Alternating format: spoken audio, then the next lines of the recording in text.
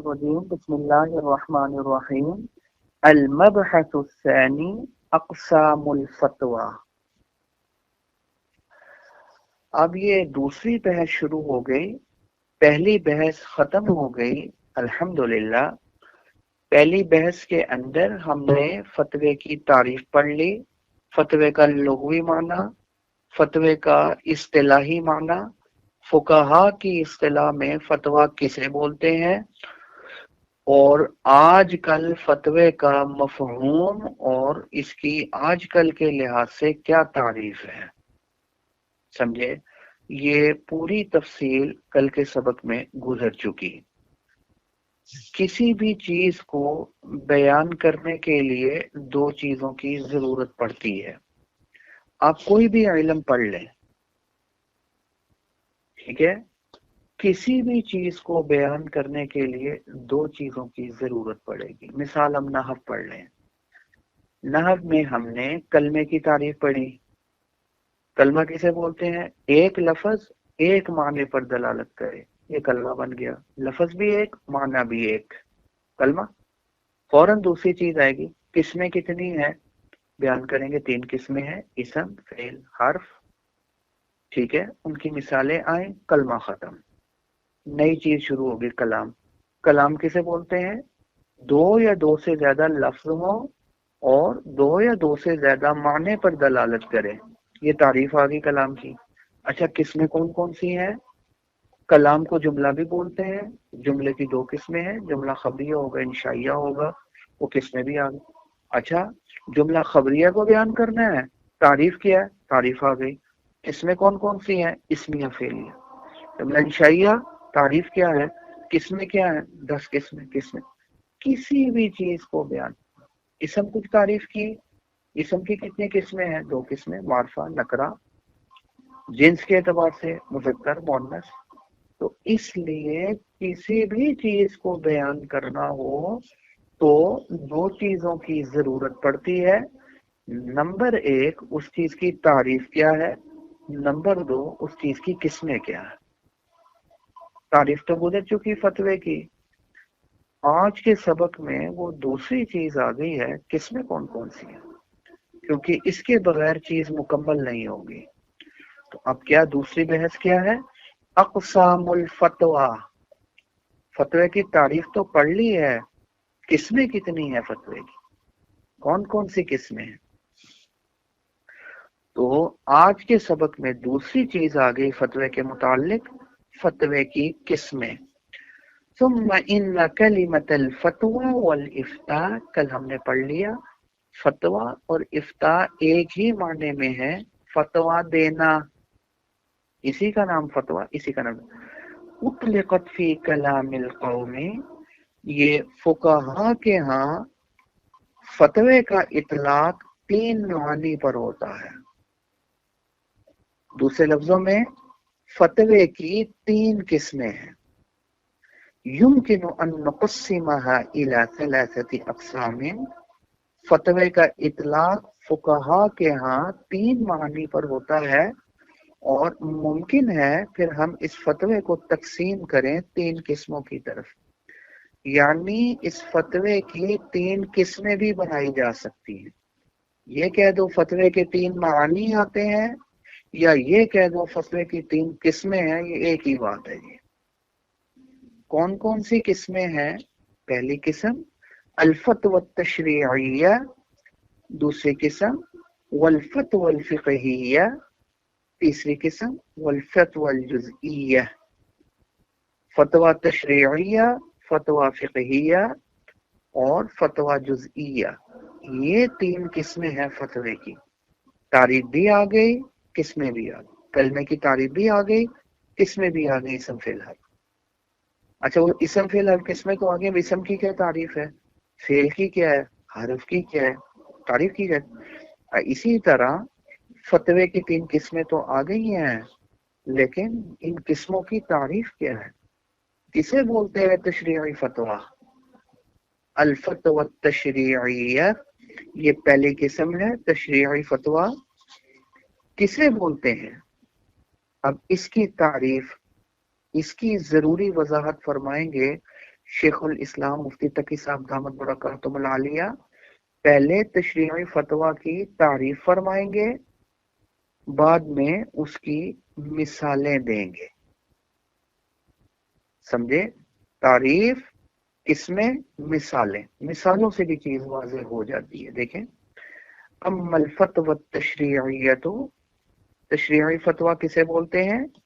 फहियल्लती, तशरीई फतवा क्या है?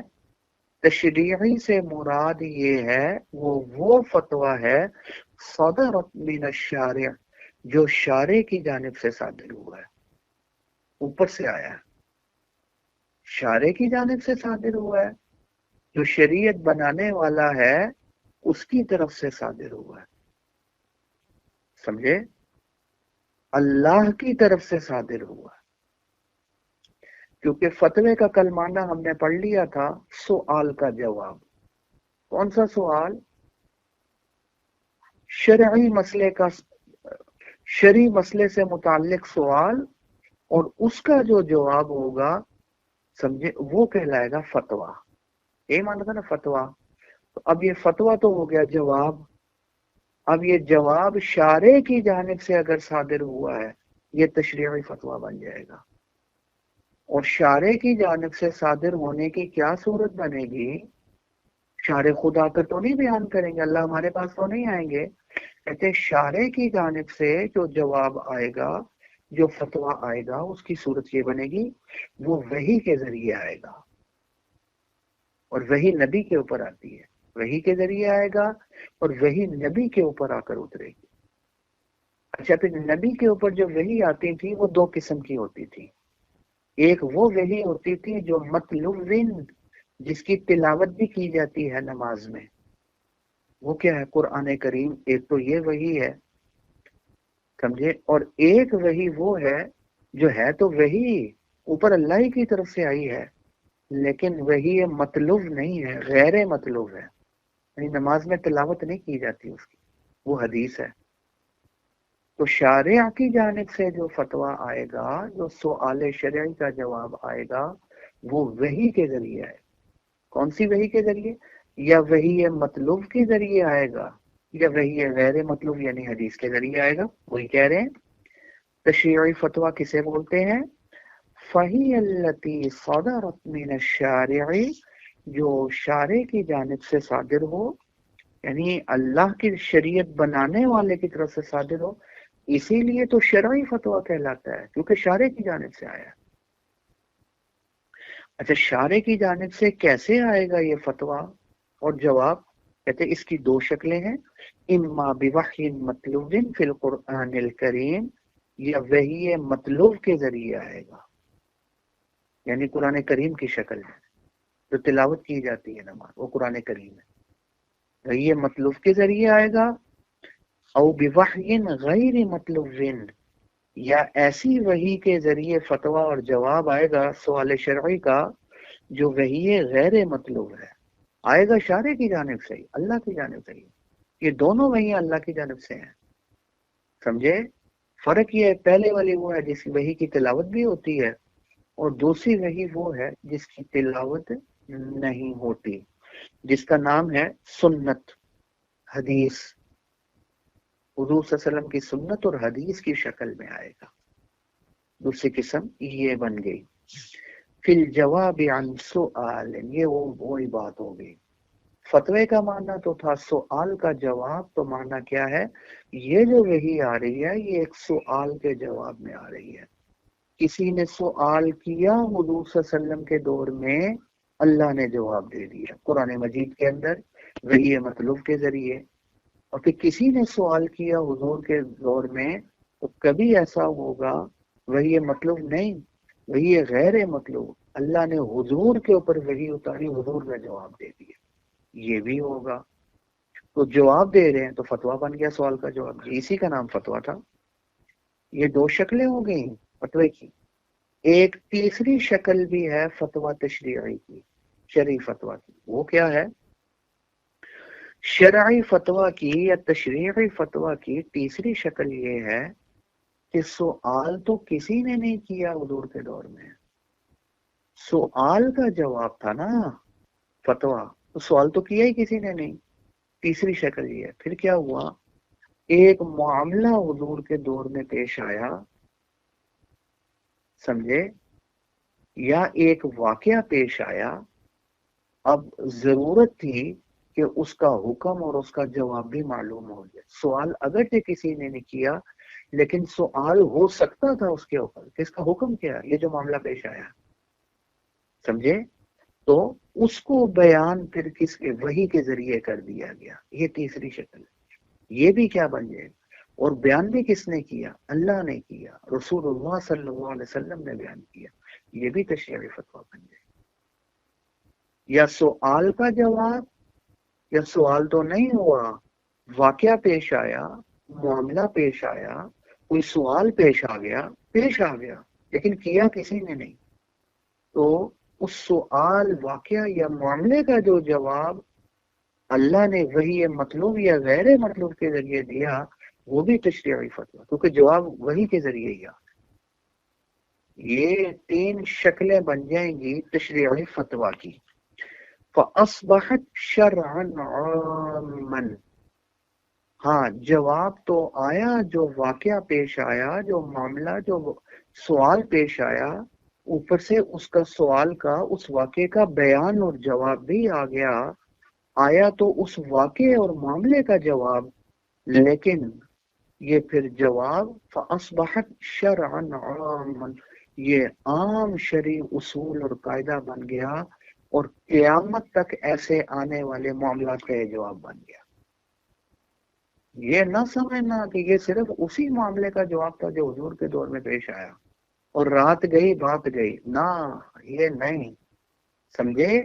وہ تو ٹھیک ہے, اس کا شان نزول تو وہ واقعہ ہی تھا, لیکن حکم اس شان نزول, اس واقعے, اس معاملے کے ساتھ خاص نہیں ہوگا, بلکہ قیامت تک جو بھی ایسا معاملہ, واقعہ, سوال پیش آئے گا, اس کا جواب یہی بنے. سمجھے. پھر یہ اس واقعے اور معاملے کے ساتھ یہ وحی اور یہ جواب خاص نہیں رہے گا. فَأَصْبَحَتْ شَرْعًا عَامًا, یہ عام شرعی اصول اور ضابطہ بن جائے گا, قیامت تک کے لیے یہی جواب دے گا, یہی اصول رہے گا. اب فتویٰ تشریعیہ کی مثالیں, وَذَلِكَ مِثْلُ قَوْلِهِ تَعَالَى الْمَذْكُورِ فِي مَا سَبَقَ, یہ پیچھے بھی گزر چکا, ٹھیک ہے, یہ آیت پیچھے بھی گزر چکی. وَيَسْتَفْتُونَكَ فِي النِّسَاءِ, حضور کے دور میں لوگوں نے سوال کیا, استفتاء آیا جی, فتویٰ طلب کیا. اللہ فرما رہے ہیں یہ لوگ فتویٰ طلب کرتے ہیں آپ سے عورتوں کے بارے میں, اور سوال کر رہے ہیں عورتوں کے بارے میں کہ عورتوں کے احکام ہمیں بیان فرما دیں. سوال کیا نا عورتوں سے متعلق, آپ فرما دیجئے اللہ یفتیکم, اللہ فتویٰ دیتا ہے تم کو. یہ سوال کیا انہوں نے اور جواب دیا, اور کس نے جواب دیا, شارع نے جواب دیا, سمجھا, اور کس طریقے سے جواب دیا, کس شکل میں جواب دیا, وہی مطلوب کی شکل میں دیا, قرآن مجید کی شکل میں دیا. اس کی مثال یہ ہے, قرآن مجید کی آیت ہے یہ, اللہ یفتیکم, اللہ فتویٰ دیتا ہے تم کو ان کے بارے میں. سوال کا جواب آ گیا, اور سوال کا جواب ہی تو فتویٰ تھا, اور دیا شارع نے, لہذا فتویٰ تشریعی بن گیا. اور کس شکل میں دیا, وہی, کون سی وہی, وہی مطلوب کی شکل. یہ دوسری مثال, سوال ہوا اور وہی مطلوب کی شکل میں شارع یعنی اللہ نے جواب دیا. یستفتونک, یہ لوگ آپ سے سوال کرتے ہیں کلالہ کے بارے میں, آپ فرما دیجئے اللہ تم کو فتویٰ دیتا ہے. حضور کے دور میں حضور سے سوال ہوا دینی مسئلے کے بارے میں, کلالہ کی وراثت کے بارے میں, دینی مسئلہ تھا نا, اللہ نے جواب, شارع نے جواب دیا, اور کیسے دیا, وہی مطلوب کی شکل میں دیا. یہ اس کی دوسری مثال آگے, کلالہ کا معنی کل گزر چکا ہے. تیسری مثال, وقوله تعالی یسألونک عن الأہلہ, یہ لوگ آپ سے چاند کے بارے میں سوال کرتے ہیں کہ چاند کا کیا فائدہ ہے. اے نبی صلی اللہ علیہ وسلم, یہ قرآن مجید میں ہی اللہ فرما رہے ہیں, آپ ان سے فرما دیجئے ہی یا مواقع تو, چاند کا مقصد اور فائدہ یہ ہے، یہ لوگوں کے جو مختلف قسم کے معاملات ہوتے ہیں اور حج کے جو اوقات ہوتے ہیں اس کو مقرر کرنے کے لیے ہے۔ اس چاند ہی کے ذریعے تو پتہ چلے گا کہ حج کب آئے گا۔ جب چاند ذی الحجہ کا نظر آئے گا، سمجھے، 9 ذی الحجہ کو پھر کیا ہو جائے گا؟ حج ہو جائے گا۔ رمضان کا چاند آئے گا، رمضان ہو جائے گا۔ اور عورت کا خدا نخواستہ خاوند کا اگر انتقال ہو گیا تو 4 مہینے 10 دن چاند کے لحاظ سے وہ گزارے گی۔ چاند کے یہ فائدے ہیں، لوگوں کے معاملات اس کے ذریعے حل ہوتے ہیں۔ آپ کا رمضان، آپ کی زکوٰۃ سال بعد آئے گی۔ کون سا سال؟ قمری سال۔ چاند کے حوالے سے سال گزرے گا تو زکوٰۃ فرض ہو جائے گی، زکوٰۃ دینی پڑے گی آپ۔ شمسی نہیں، قمری۔ لڑکا لڑکی بالغ کب ہوں گے؟ اگر کوئی بالغ ہونے کی علامت ظاہر ہو گئی تو پھر تو ہو گئے بالغ، لیکن اگر علامت ظاہر نہ ہوئی تو 15 سال کی عمر میں شریعت کہتی ہے لڑکا بھی بالغ ہو گیا، لڑکی بھی۔ کون سے 15 سال؟ یہ چاند کے اعتبار سے جو 15 سال ہے۔ چاند کے یہ فائدے ہیں، یہ وقت مقرر کرنے کے لیے ہے۔ لوگوں کے معاملات، لوگوں کی عبادات اس کے ذریعے چل رہی ہیں۔ اس کو دخل ہے معاملات اور عبادات اور وقت مقرر کرنے میں لوگوں کے معاملات، یہ فائدہ ہے۔ سوال ہوا چاند کے بارے میں، جواب سوال حضور سے ہوا۔ سوال، اس سوال کا جواب اللہ نے وحی مطلوب کے ذریعے دیا۔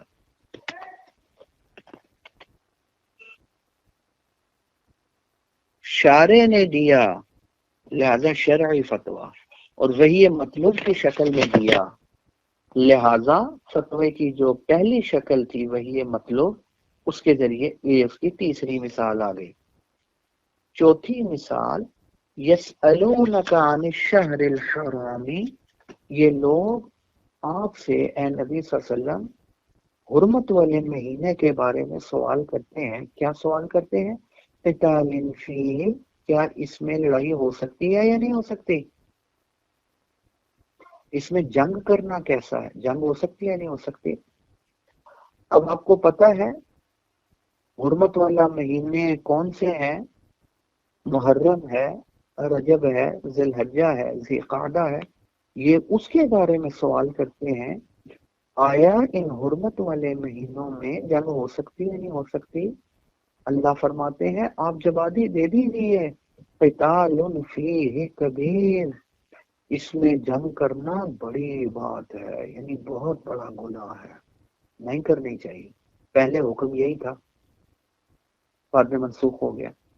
اللہ نے کہا اس میں جنگ کرنا بڑا گناہ ہے، بہت بڑی بات ہے، لیکن ایک بات ہے، وصد عن سبیل اللہ، اللہ کے راستے سے روکنا، اللہ کا کفر کرنا، مسجد حرام لوگوں کے داخل ہونے سے لوگوں کو روکنا، اور وَإِخْرَاجُ أَهْلِهِ، اور مکہ کے رہنے والوں کو ادھر سے نکال دینا، حضور صلی اللہ علیہ وسلم کو بھی ہجرت پر مجبور کیا تھا۔ یہ اکبر عند اللہ، اگر جنگ ان مہینوں میں کبیر ہے، بڑا گناہ ہے، تو یہ جو کام ہے یہ تو اس سے بھی بڑا گناہ ہے، اس میں تو ریل اکبر عند اللہ، اور فتنہ قتل سے اور جنگ سے بھی بڑا گناہ ہے۔ یہ بھی جواب ان کو دے دی۔ اب سوال ہوا تھا حضور سے، جواب دیا اللہ نے، یہ مطلوب کے ذریعے یا غیر مطلوب کے ذریعے؟ یہ مطلوب کے ذریعے، قرآن مجید میں۔ اس کی چوتھی مثال آتی ہے۔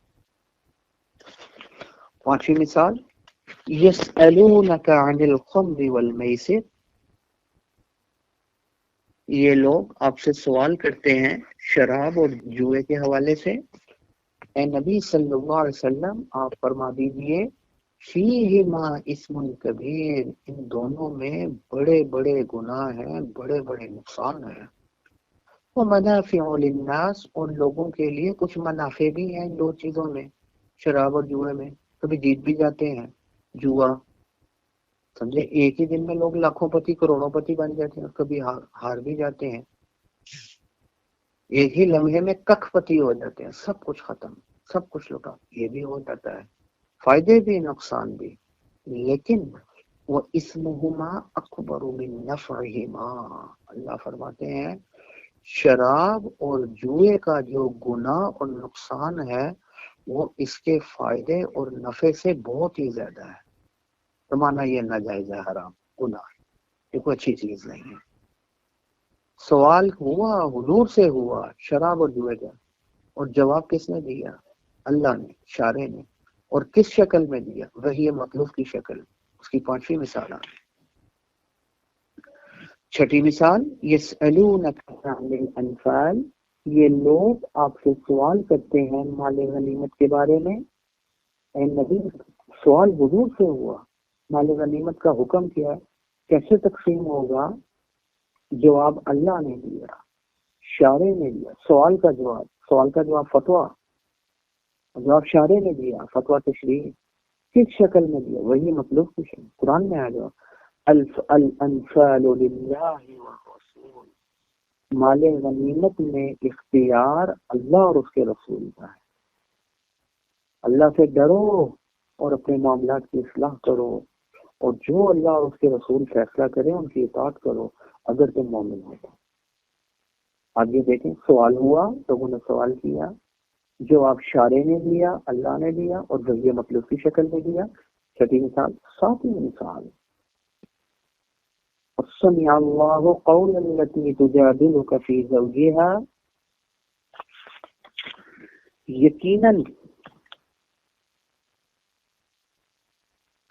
یقیناً اللہ نے سن لی اس عورت کی بات جو آپ سے بحث کر رہی تھی اپنے شوہر کے بارے میں. وتشتکی الی اللہ، اور اللہ کے سامنے گر گڑا رہی تھی.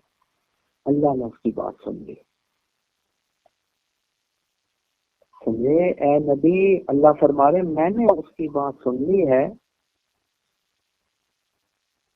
واللہ یسمع تحاورکما، اللہ آپ دونوں کی گفتگو جو ہو رہی تھی، جو باتیں ہو رہی، اللہ ان دونوں کو سننے والا ہے. بے شک اللہ سننے والا بھی ہے اور دیکھنے والا بھی ہے. اب یہ آیت انہ نزل فی خولۃ، یہ ایک صحابیہ تھی خولہ بنت ثعلبہ رضی اللہ تعالی عنہا.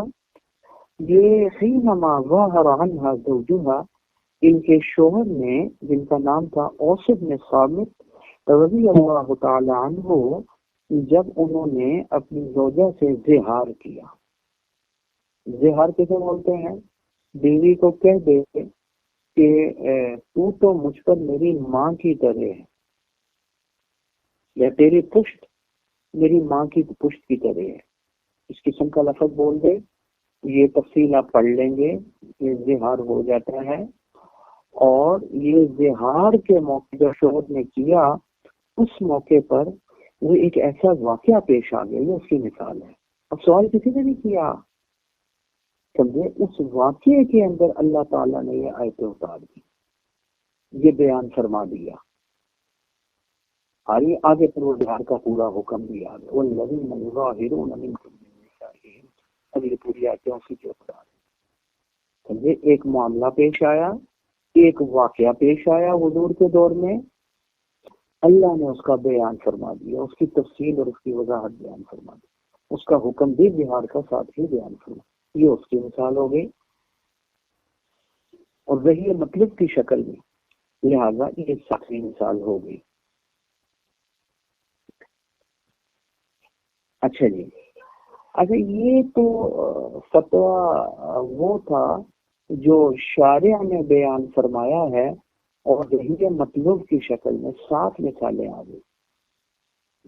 آگے ہم فرماتے ہیں کہ وہ فتویٰ جو کہ تشریعی ہے، شرعی فتویٰ، اور جو کہ صادر ہو رہا ہے وہی غیر مطلوب کی شکل، حضور کی جانب سے صادر ہو رہا ہے، یعنی وہی غیر مطلوب کی شکل میں آ رہا ہے، حدیث کی شکل میں آ رہا ہے.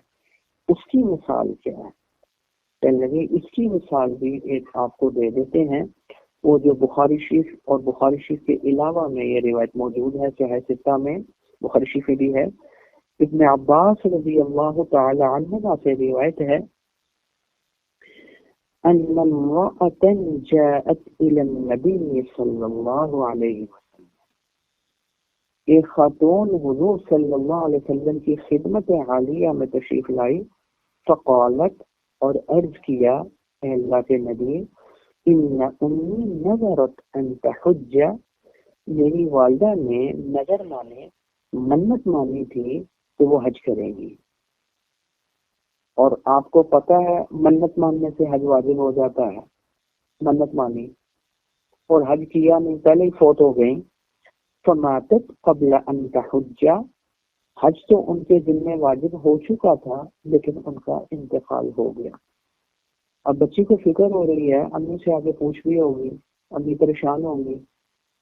اب حضور سے سوال یہ ہوا، افاحج عنہا، کیا میں اپنی والدہ کی طرف سے حج کر سکتی ہوں، حج بدل، ان کی جگہ میں کر لوں، وہ تو موجود ہی نہیں ہے، تو یہ میرا حج یہ والدہ کے حج کا بدل بن جائے گا یا نہیں بنے گا؟ قال حضور فرمایا، نعم حجی عنہا، آپ اپنی والدہ کی طرف سے حج کر لیں، یہ حج انشاءاللہ ان کے حج کا بدل ہو جائے گا، اور ان کے اوپر جو واجب حج تھا جو وہ نہیں کر سکی تھی اس کا بوجھ ختم ہو جائے گا، آپ ان کی طرف سے حج کر سکتی ہیں۔ اور ایک روایت میں یہ بھی آتا ہے کہ یہ خاتون کو حضور صلی اللہ علیہ وسلم تفصیل اور وضاحت بھی فرمائی، مثال سے سمجھایا، میں تو ایک بات تو بتلا، اگر تیری والدہ پر قرضہ ہوتا اور تو ان کی طرف سے وہ لوگوں کو قرضہ ادا کرتی تو کیا وہ قرضہ ادا ہوتا یا نہ ہوتا؟ وہ کسی کو ادا ہو جاتا نہ۔ جب لوگوں کا قرضہ ادا ہو رہا ہے تو اس سے منت مانی کی حج کروں گی تو حج اس کے ذمہ اللہ کا قرضہ بن گیا، تو جب تو لوگوں کا قرضہ اس کی طرف سے ادا کر سکتی ہے تو کیا اللہ والا قرضہ اس کی طرف سے ادا نہیں کر سکتی؟ بالکل کر سکتی ہے۔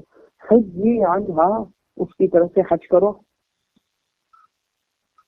یہ حضور صلی اللہ علیہ وسلم نے ارشاد فرمایا۔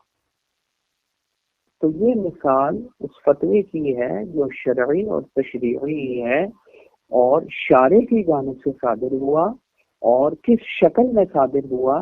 وہی غیر مطلوب کی شکل میں صادر ہوا۔ ٹھیک ہو گئی بات؟ میرے خیال میں ادھر ہی بریک لگا دیں، آگے اگر ہم چلیں گے تو بات بیچ میں ختم ہو جائے گی، وقت ختم ہو جائے گا۔ ویسے بھی اب شروع میں آپ کی تھوڑی سی مناسبت قائم کرنی ہے، سبق تھوڑا سا اگر ہم کم ہی کر لیں تو آپ کے لیے بھی بہتر ہوگا۔ هذا هو المرام والله أعلم بحقيقة الكلام۔